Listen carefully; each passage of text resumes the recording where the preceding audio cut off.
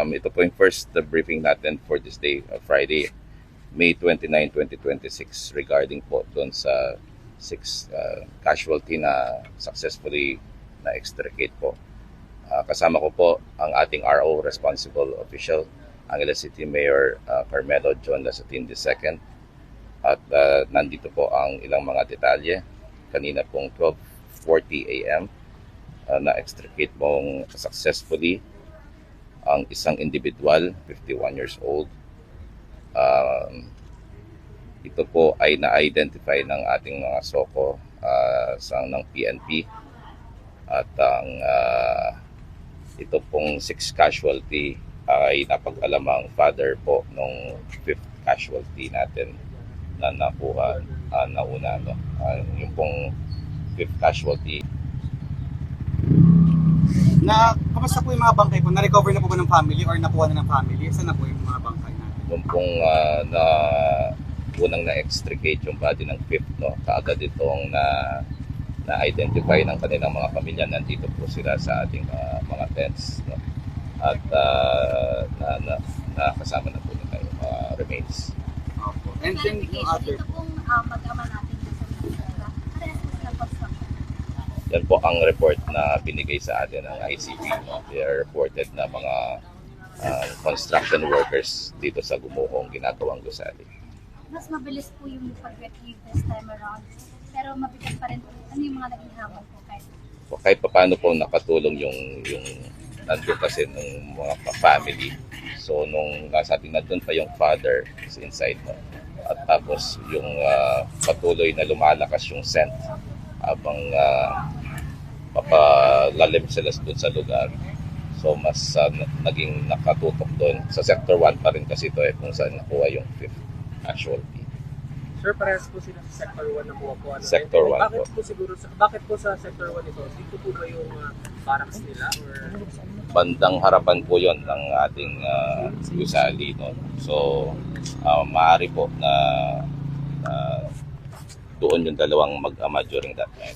Wala na po bang nakita ibang katabi yung dalawa pong mag-ama? Right now, they're still searching, no, kung meron pang mga ibang mga katabi or nasa ibang area pa.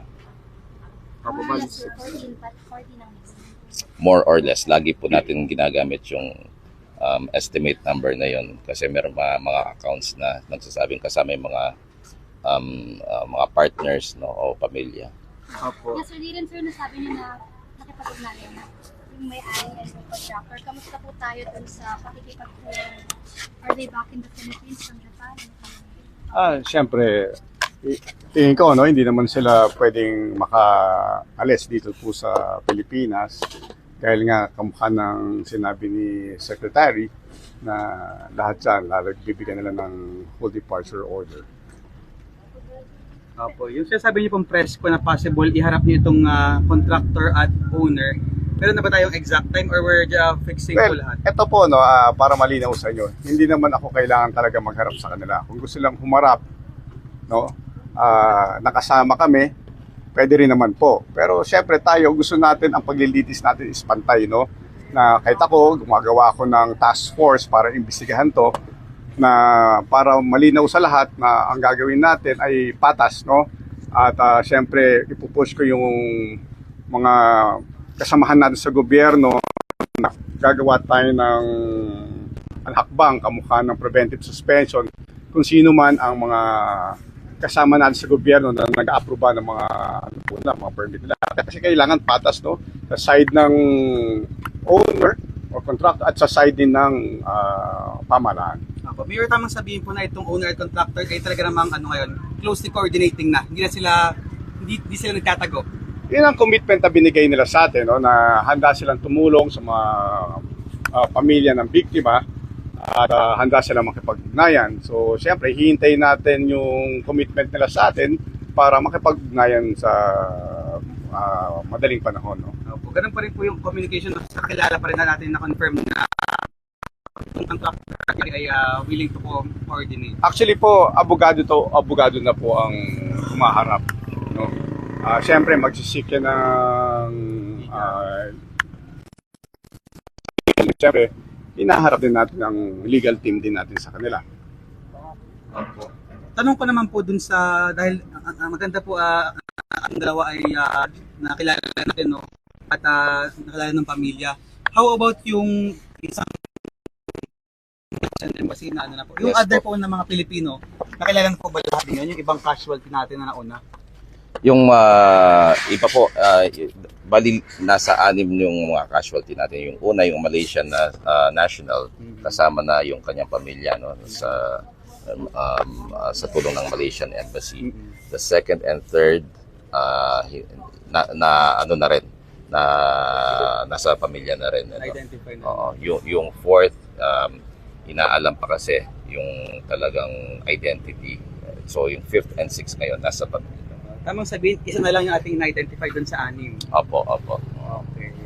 Ano po yung tulong na naibigay na po natin dun sa mga casualty sa pamilya?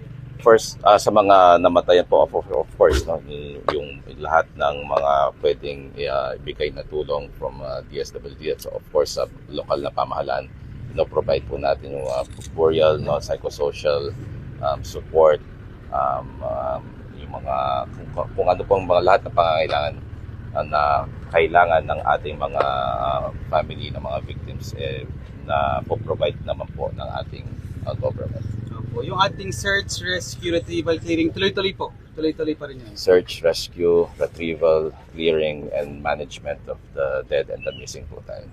Okay. Sir, 6 days. Updated kayo sa investigation regarding how it was constructed. May initial findings na po. Well, kasalukuyan, no, inaayos yung technically, no, meron tayong kinuhang mga tao para imbestigahan po ito kasi hindi naman basta-bastang investigasyon po ito.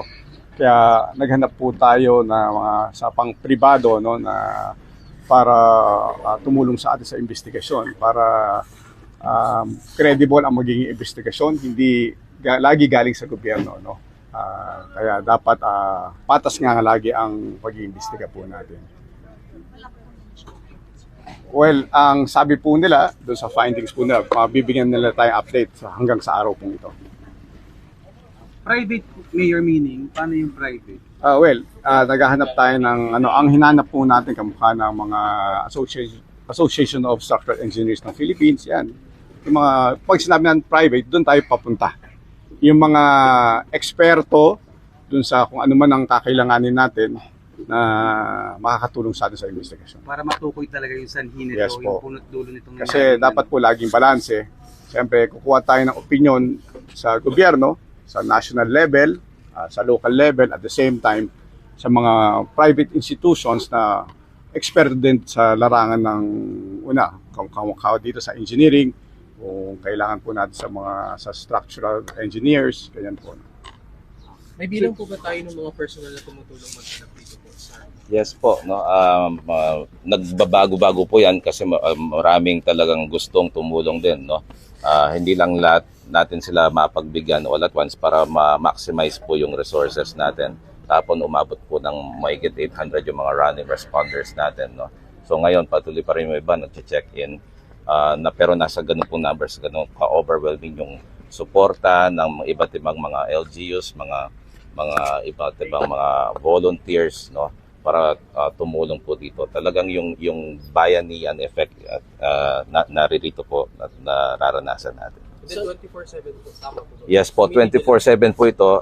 Nagkakaroon lang po ng assessment pag biglang malakas ang ulan, no, to make sure na safe din po yung kalagayan ng ating mga responders. Pero kumusta na yung nilang kalusugan so yung mga responder natin? Opo, kailangan din natin isipin, no, yung kalusugan ng ating mga responders. Kaya every after mga kanilang mga duties, nagkakaroon po tayo ng assessment kung kumusta sila. Kung hindi pa, kung exhausted na talaga, meron po naman mga papalit sa dami rin ng mga gustong tumulong dito. Ilang shift yung ginagawa niyo? Ang BFP po ang lead ng gumagawa ng operation. Sila po ang mas nakakaalam. Kasi kapag pumasok yung bagyo, titigil po yung Kapag yung bagyo doon. kahit na ano po yung mga pagdating ng kahit anong sama ng panahon, nagkakaroon po ng assessment yan. Kung safe pa ba, kung kailangan i-continue, kung kaya, itutuloy, kung magkakaroon ng parang talagang inclement weather na hindi Peligros o yung Peligroso para sa kanila, magkakaroon muna ng halt.